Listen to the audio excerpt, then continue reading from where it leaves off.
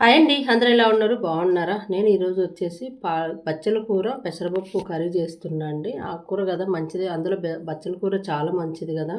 నేను మా ఇంట్లో చెట్టు ఉండేదండి. అది పింక్ కలర్ బచ్చల కూర. అంటే ఒక బ్రౌన్ కలర్ ఉంటది కదా! అది బావుంటుంది. అది ఉన్నన్ని రోజులు మేము అసలు కూర వండుకోలేదు. ఎప్పుడు పప్పులో పచ్చడి చేసేదాన్ని. పప్పులో ఎళ్ళి పెట్టలేదు. కానీ ఆ చెట్టు పీకేసిన తర్వాత దాని విలువేంటో తెలిసింది నిజంగా. చాలామంది కళ్ళకి మంచిది, చాలా మంచిది అది బచ్చల కూర అంటే ఇప్పుడైతే కొనుక్కొచ్చుకొని మరీ వాడుతున్నాము.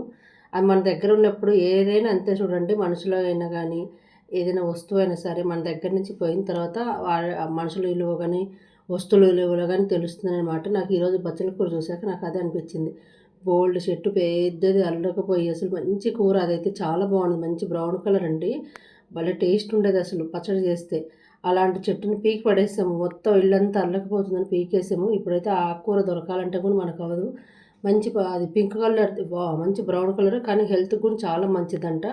అది మొన్న మార్కెట్‌లో అమ్ముతుంటే అడిగితే అది దీనికంటే ఎక్కువ రేట్ చెప్పారండి. అదేంటమ్మా అది ఇది ఒకటే కదా! అంటే లేదు మేడం ఇది చాలా మంచిది హెల్త్‌కన్నారు. అయ్యో! అనవసరంగా మొక్క పీకి పడేసారనిపించింది. ఇప్పుడు ఏడన్నా దొరికితే తెచ్చిపెట్టుకోవాలబ్బా! భలే బాగుండేది నిజంగా జిగురు కూడా ఉండేది కాదు.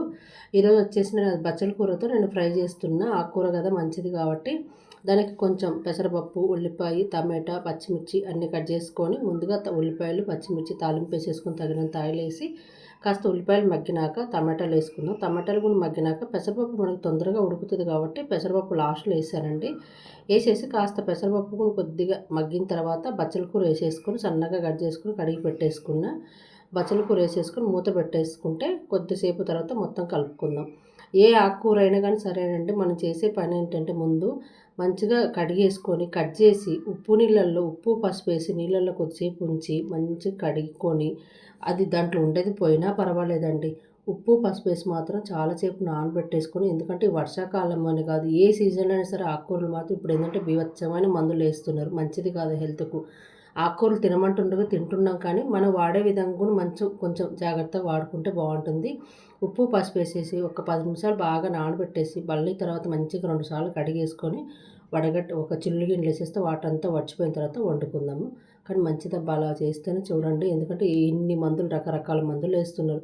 మామూలుగానే మనకు ఈ రోగాలు ఏది పడితే అది వచ్చేస్తున్నాయి. మళ్ళీ ఇలాంటి మనం ఆకుకూరలు తిని ఎందుకు తెచ్చుకోవడం అండి. మంచిదే ఆకుకూరలు కానీ మనం కడిగే విధానం మనం చేసుకునే విధానం బట్టి కూడా ఉంటుందండి. అందుకని జాగ్రత్తగా అంటే చాలామంది తెలుసులేండి. కరోనా వచ్చినప్పటి నుంచి అలానే చేస్తున్నారు కానీ ఇంకా ఎవరన్నా కొంచెం లైట్ తీసుకునే వాళ్ళ గురించి చెప్తున్నా అబ్బా.